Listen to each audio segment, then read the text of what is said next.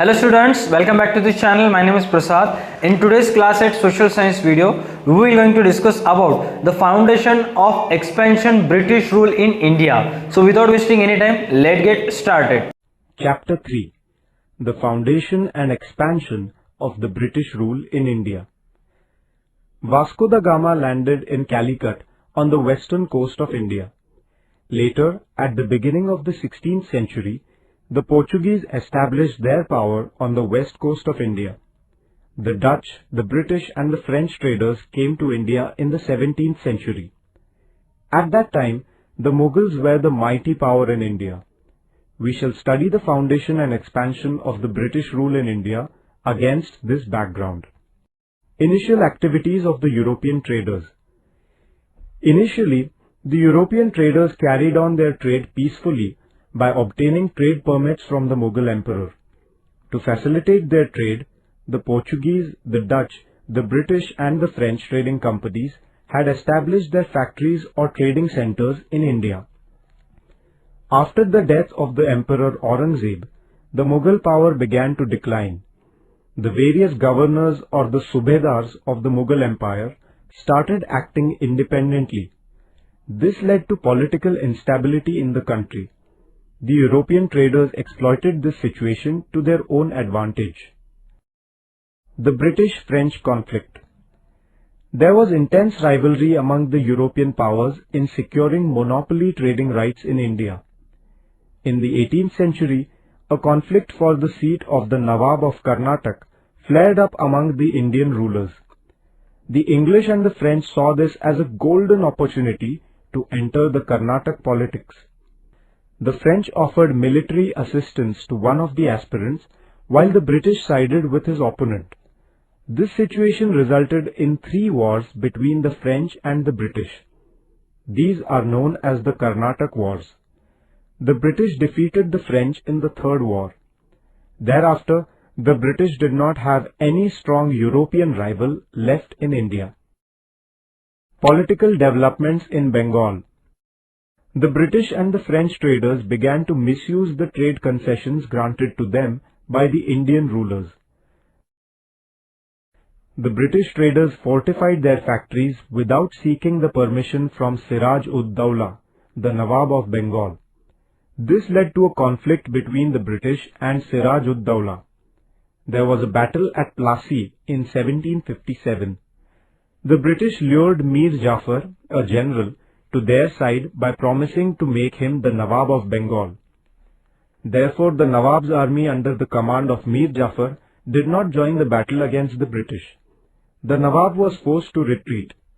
Thus, the British won the battle not by strength of arms, but by treachery and deceit.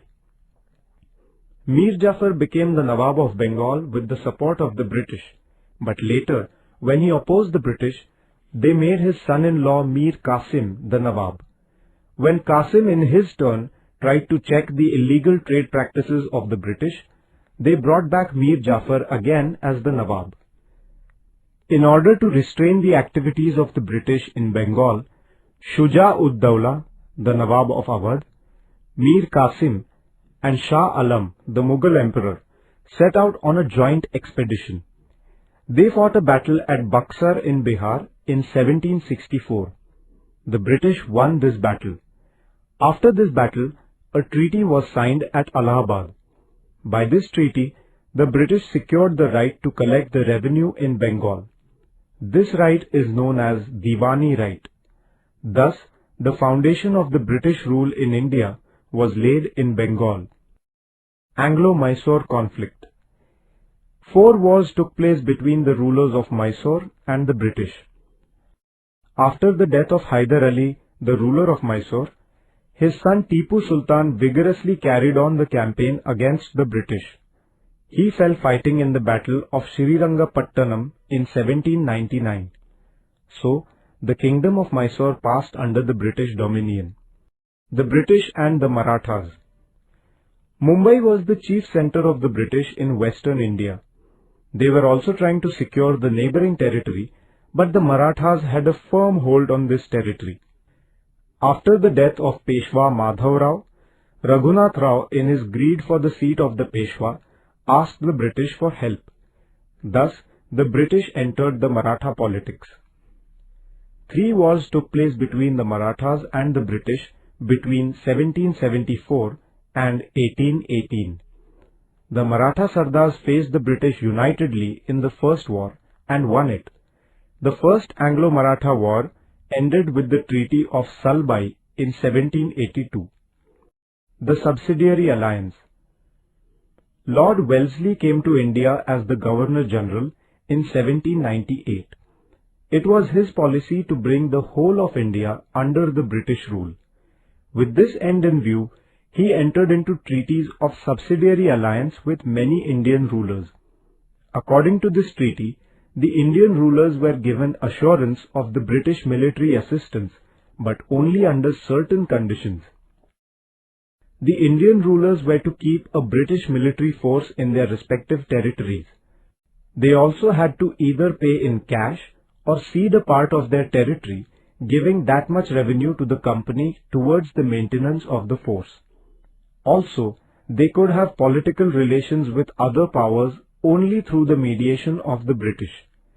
They had to maintain a British resident or political agent at their courts. Some Indian rulers accepted this alliance and thus lost their freedom. The Peshwa Bajirao II entered into the Subsidiary Alliance Treaty with the English in 1802. This treaty is known as the Treaty of Basain or Vasai. Some Maratha Sardars opposed this treaty. This led to the Second Anglo-Maratha War. The British interference in the Maratha state increased after their victory in this war. Bajirao II found it intolerable and went to war against the British. He was defeated in this war. He surrendered to the British in 1818. The British capture Sindh. In order to ensure the safety of their power in India, the British turned to the northwest frontier. The British were afraid of Russian aggression on India via Afghanistan. They, therefore, decided to bring Afghanistan under their dominance. Roads leading to Afghanistan passed through the province of Sindh. Realizing the strategic importance of Sindh, the British captured it in 1843. The fall of the Sikhs. At the beginning of the 19th century, Ranjit Singh held the reins of the Sikh power in the Punjab. After his death, he was succeeded by his minor son, Dalip Singh. Dalip Singh's mother, Queen Jindan, began to rule the kingdom on his behalf. She could not, however, control the Sardars. Taking advantage of the situation, the British lured some of them to their side. Under the impression that the British would invade the Punjab, the Sikhs attacked the British. The Sikhs were defeated in this first Anglo-Sikh war. The British retained Dalip Singh on the Sikh throne.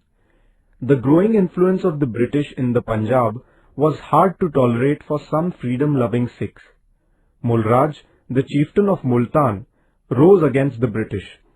Thousands of Sikh soldiers joined the war against British. The Sikhs, however, lost this second war also. The British annexed the territory of the Punjab to their kingdom in 1849.